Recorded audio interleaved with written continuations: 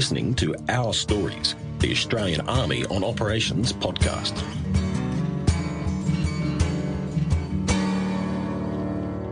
This is Task Group Taji Rotation 4, a combined force of Australian and New Zealand military personnel on a training mission here in Iraq. We're here at the request of the Iraqi government as part of Australia's Operation Okra and Operation Manowar, led by the New Zealand Defence Force. So to find out more about New Zealand's contribution to the task group, I've caught up with one of their soldiers to tell us a bit about your role here. I'm part of the Force Protection Team. Basically, we're here to protect both the New Zealand and Australians that we're working with and other coalition forces, that's the British, the Americans and the Iraqis that we're training as well. What does your daily routine involve? Get up before we go out.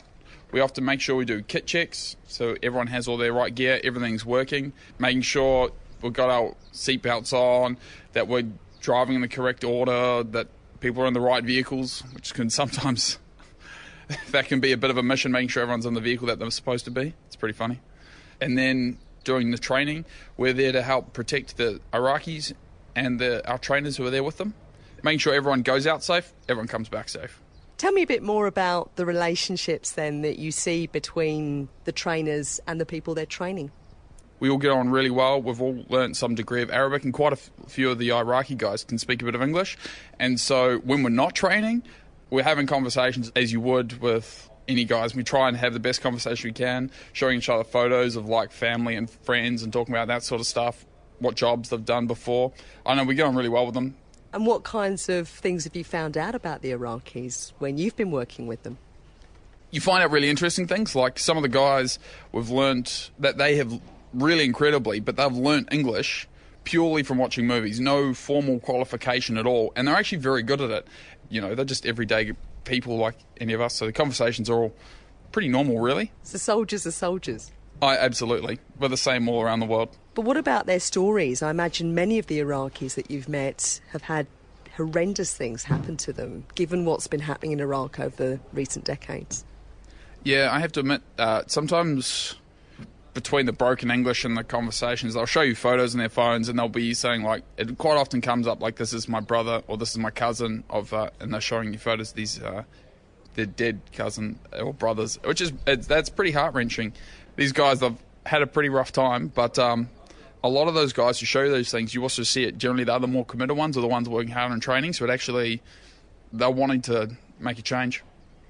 Do you have the sense then, when you do get to know them and you do hear about what's brought them to this point, do you feel like you're really helping them? Yeah, not just that we are helping them, but sometimes you're like, oh, how can we help them more? Which is thought that really wrecks my brain sometimes. Because some people back home may question whether we're really making a difference here, whether you're really making a difference here. What would you say to them? I would say the gratitude that they show, you get the thank you, but I mean, actually seeing them getting involved in the training and wanting to get involved in the training, that's obvious that they want this and that they're trying to improve themselves. Now, part of your work here, you're in a combined Anzac task group with Australians as well as New Zealanders. What's that like? How do you all get along? Yeah, I could say all sorts of funny things on that one. But realistically, the truth is we get on very well. Culturally, there isn't that much difference between us. At first it was a bit funny because it was most of the New Zealand contingent were quite small. We all knew each other quite well. And then we just got a whole bunch more friends, essentially. And throughout the trip, it's actually been good fun meeting a whole bunch of new guys. They all have very similar hobbies to us. And so, we get on really well. There's minimal difference between us, to be honest. What about when it comes to rugby? Do you still get on? Well, we definitely watch the rugby games together.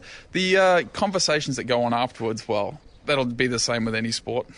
There's definitely some of that friendly rivalry, we'll call it that. And tell us a bit more about yourself, because you've been in the army for how many years? Sort of 3.5 years now. So it's not too long, really. And why did you join? I kind of wanted to help people. Practical way of actually being able to help people. Armies don't get sent to places that are good, they get sent places that need help. And that's what you feel like you're doing here? That's definitely what I'm trying to do here.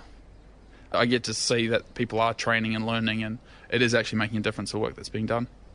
And we should explain that we are sitting here in a garden that you've constructed, because that's one thing I think people back home don't realise about Taji, where we're based just north of Baghdad, that there's very little green here, very little grows, and yet you've managed, in the short months you've been here, you've built this beautiful garden. So tell us about that. It was a bit of a shock when we first got here. New Zealand, it's a pretty green place, but here we turned up and there is nothing. It is dust, dust, dust. It's not even sand, it's dust.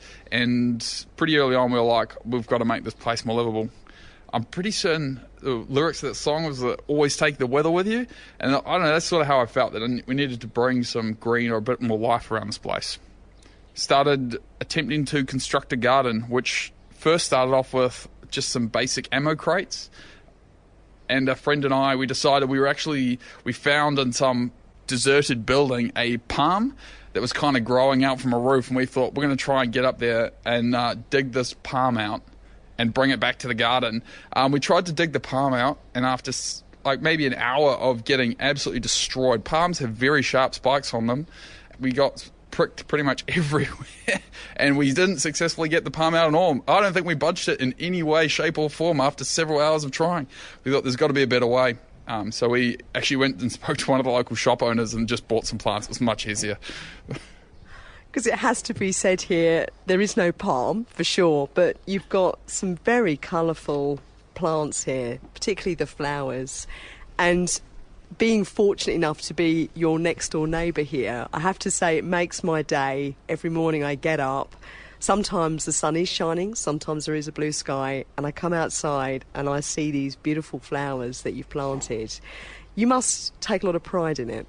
It's been a really fun little hobby doing outside of work hours, just everything, because I have some planter boxes here with grass in them, so everything from trimming the lawn to picking off the dead heads and making sure everything is watered, because it does take quite a bit of water to keep everything going. But getting the flowers is really funny, because I just asked for the shop owner, whose English is pretty good, but it's still limited on some specific words. I asked for plants, and so I just got a random array of plants. And one day he was like, "Do you want roses?"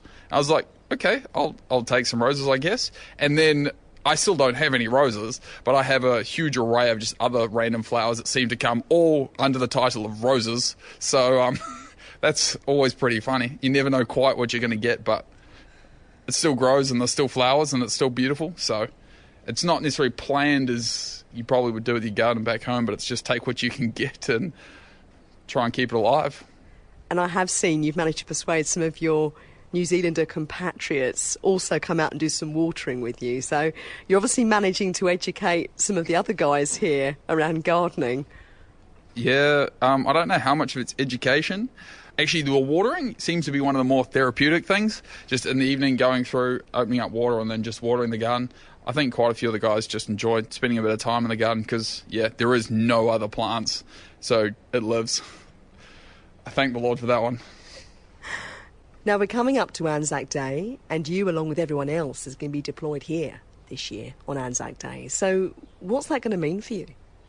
I personally have relatives that were initially in that Gallipoli landing, so there's those sort of significances. But then it's actually also my mother's birthday, Anzac Day, so I'm then not going to be there for that either. So it's your mother's birthday. How does she feel about you being away?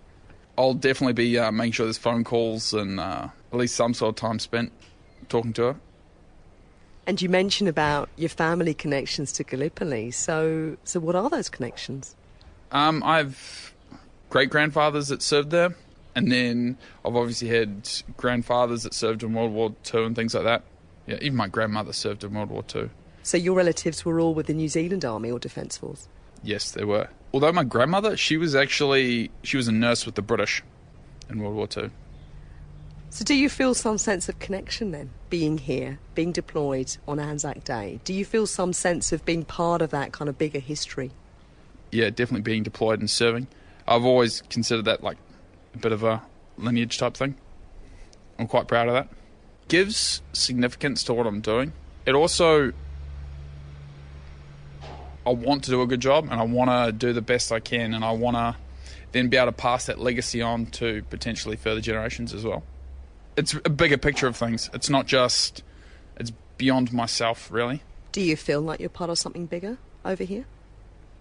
Yeah, I do. There are days or times when you're standing there and you've been standing there for hours and you're like, oh, what am I doing? But realistically, over the longer term of things, you're like, yeah, we are really making a difference here. We are actually really enjoying ourselves. I mean, I'm sitting in this really nice garden.